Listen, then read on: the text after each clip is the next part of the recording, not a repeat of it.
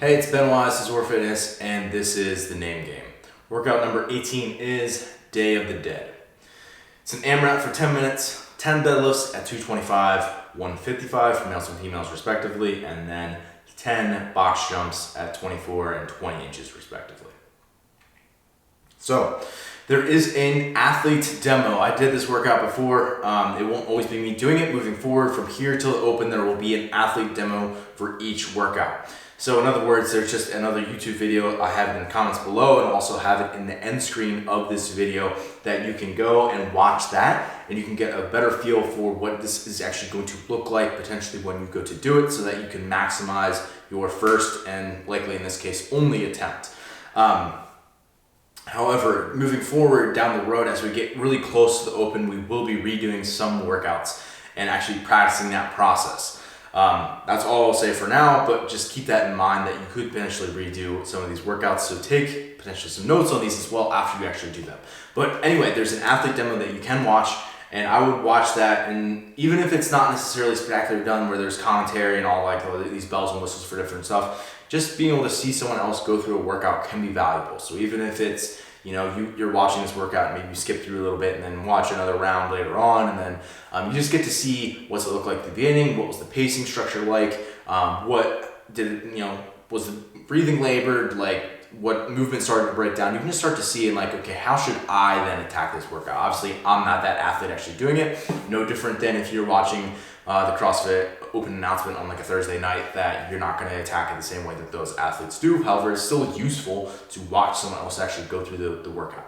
So that's my spiel on athlete demos, and take advantage of it. Okay, so movement standards. Deadlift comes off the floor. You have to get your shoulders at lockout behind the bar. So not necessarily hips stacked on top, although that will be kind of the end result of that. But just making sure like this is the easiest way to standardize it. Shoulders have to be behind the plane of the bar.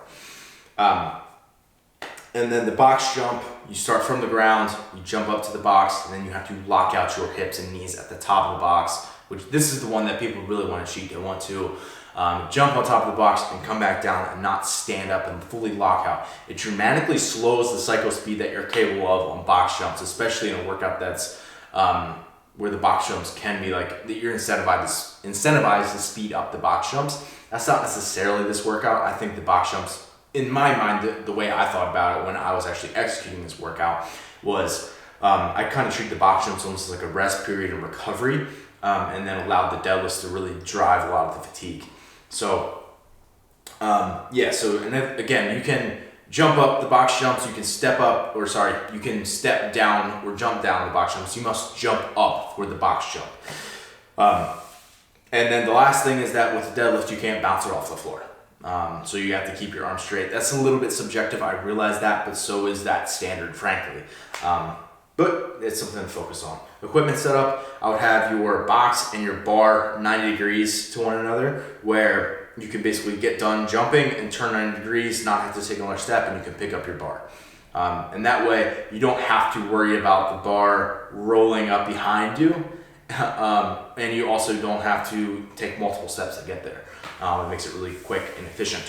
So, workout thoughts. Again, I was the one who did this in this case, so another thing that you should really be thinking about, and this is something that I was thinking about as I was getting ready to do this, is like, am I going to break up these deadlifts? Because depending what that percentage is of your 1 rep max and how fatigue resistant your hinging pattern is like, do you think, and also, I'm kind of rambling here, but this is a, like, box jumps and deadlifts are interfering movements, like they're both involving a hinging pattern, and that's really all that's in this workout. It's a couplet, and it's 10 minutes, which is fairly long for a couplet.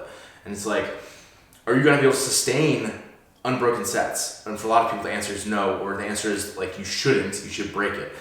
So for some people, the way that they're built in terms of their anatomy, it's easier for them to drop and to pick it up again and just do another set. I am not one of those athletes. I would much rather hang on to a bar and then take a longer rest period afterwards, because it's easy for me to touch and go multiple reps, especially for deadlifts for whatever reason.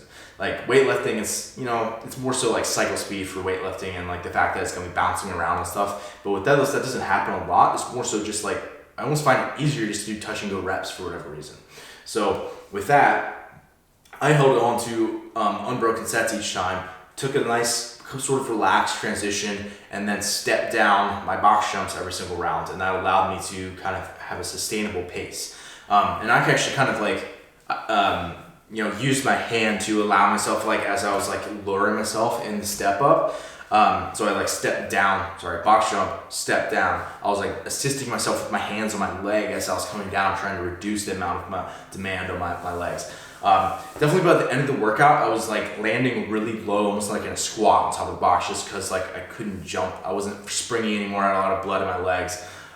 Surprisingly, like my legs actually blew up quite a bit, like my glutes, my hamstrings, my quads, more so than my lower back, which I have a tendency to blow up my lower back in a lot of workouts, especially if it's deadlifting and breathing heavy, which is like every Metcon with deadlifting in it. But I was actually okay in this one. I'm not saying that you will be if you have that tendency, but it's something to consider. Like likely your legs are gonna get tired.